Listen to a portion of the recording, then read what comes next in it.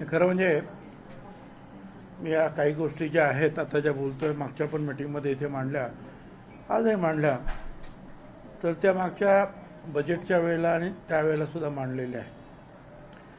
अर्थात त्यावेळेला अधिक त्याची काही फार लक्ष देण्यात आलं नाही.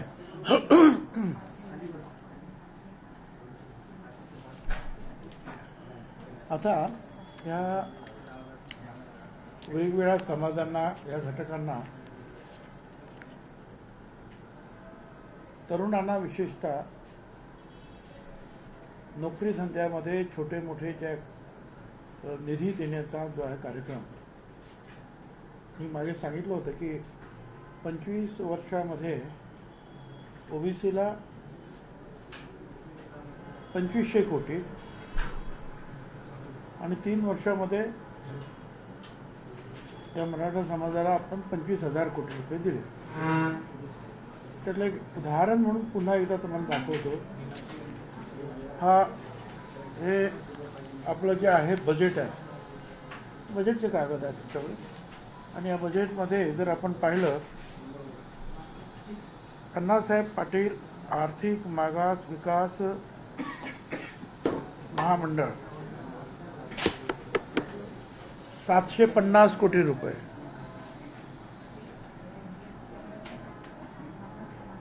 चेक करून ते मराठा समाजासाठी 750 कोटी रुपये देण्यात आले. माझा त्याला विरोध नाही आहे. माझा विरोध हा आहे की त्या बजेटमधली दुसरी एक प्रत आहे. महाराष्ट्र राज्य मागासवर्गीय वित्त आणि विकास महामंडळ 5 कोटी रुपये, इथे 750 कोटी रुपये आहेत, इथे 5 कोटी रुपये.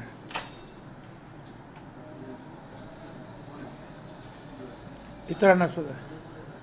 तर मी म्हटलं हे जे अशी जी डिस्पॅरिटी जी आहे हे असता कामा नाही ना. उलट हा समाज जो आहे,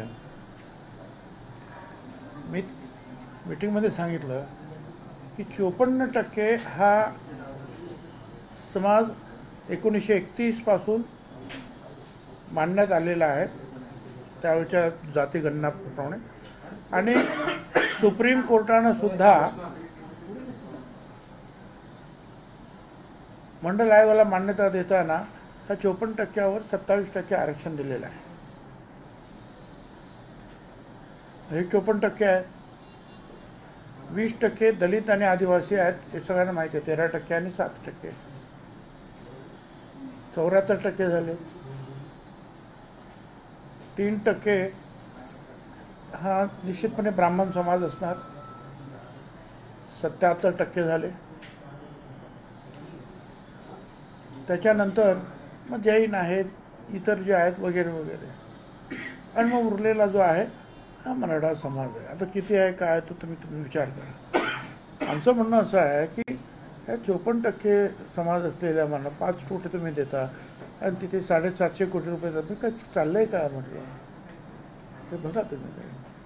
तर हा एक प्रश्न जेव्हा मी आज मांडला पण ते म्हणाले की नाही काय हे सगळं सुधारित जे आहे परत एकदा मांडणी करून त्या, कारण आमचे जे आहेत काहीतरी 20-22 छोट्या छोट्या कंपन्या आहेत, म्हणजे ओबीसी महामंडळ आणि त्याच्या अंतर्गत आहे. ओबीसी महामंडळाला आले तरच पैसे खाली येतील ना. तर तिथे 5 कोटी आहेत, खाली काय येणार, काहीच येणार.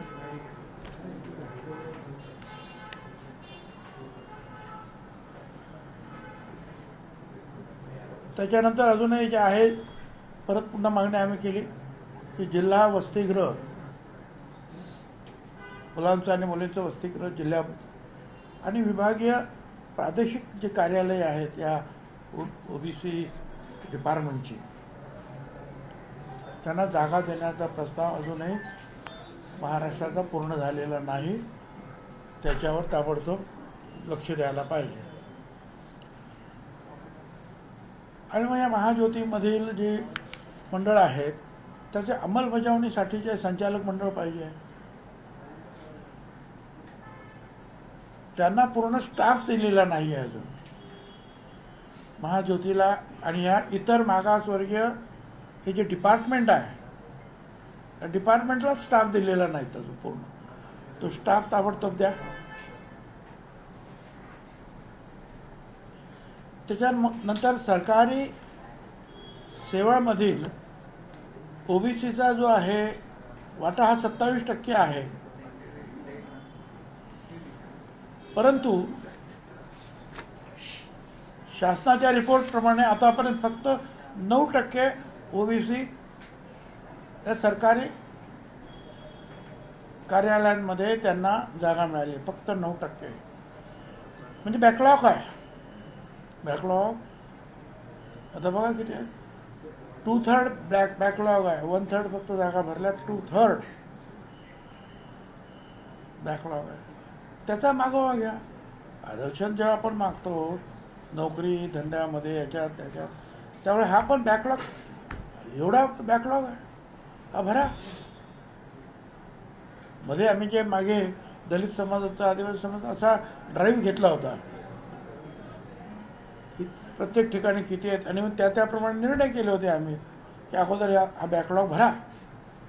तसं आमचं म्हणणं आहे की हा ओबीसीचा बॅकलॉग तर भरा. हा एक आहे त्याच्यामध्ये. त्याच्यानंतर आता आम्ही कोर्टामध्ये जे आहेत वेगवेगळ्या ह्या ज्या आमच्या जाती आहेत 374 जाती तर शक्य नाही. पण त्यातल्या काही प्रमुख जातींकडून जे आहेत आम्ही त्यांच्या संघटनांकडून आम्ही रीट जे आहे हे हायकोर्टामध्ये काही दाखल केले. काही आज सुद्धा दाखल होतील. आज मेन्शन सुद्धा करणार असं मला वकिलांनी सांगितलं. त्याच्यामध्ये महाराष्ट्र राज्य नाभिक महासंघ आहे. त्यांचा मी एका रीटवरती आहे. अखिल अहिर समाज सुवर्णकाळ संस्था त्यांच्या नावाने एक आमचं ॲफिडेव्हिट गेलं. कुणबी सेनेच्या नावाने एक ॲफिडेव्हिट गेलेला आहे. एक माळी समाज महासंघाच्या वतीने एक ॲफिडेव्हिट करतो. एक समता परिषदेचे आमचे कार्यकर्ते हे पदाधिकारी सदानंद मंडलिक यांच्या नावानं असे 4-5 जे आहेत रीट जे आहेत हे आम्ही दाखल करतो आहोत. आणि याच्यामध्ये जे आम्ही ताबडतोब काही ना काहीतरी आम्हाला सवलत मिळायला पाहिजे. याच्यामधून काय म्हणतात सवलत मिळाली पाहिजे किंवा निर्णय झाला पाहिजे लवकरात लवकर. याचं कारण असं आहे की 2 तारखेला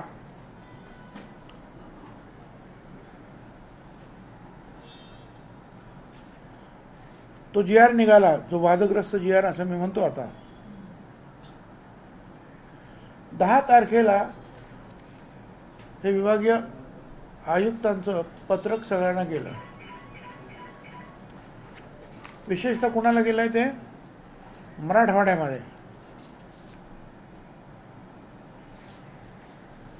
आणि त्याच्यामध्ये वरती लिहिलेलंच आहे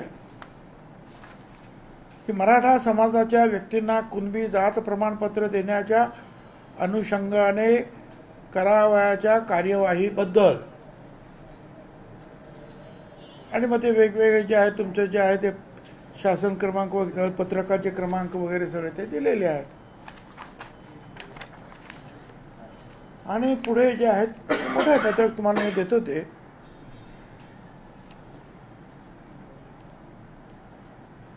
मराठा आंदोलनात दाखल झालेले गुन्हे माघार घेण्याचं ते आहे. ते सगळं ठीक आहे, ते करा तुम्ही. पण विशेष म्हणजे मराठवाडा मुक्तीसंग्राम दिनानिमित्त जिल्हास्तरीय आयोजित करण्यात येणाऱ्या ध्वजारोहण समारंभानंतर पालकमंत्री महोदय यांच्या हस्ते 2 सप्टेंबर 2025च्या शासन निर्णया अन्वये, म्हणजे आता 2 तारीख झाले, शासन निर्णया अन्वये मराठा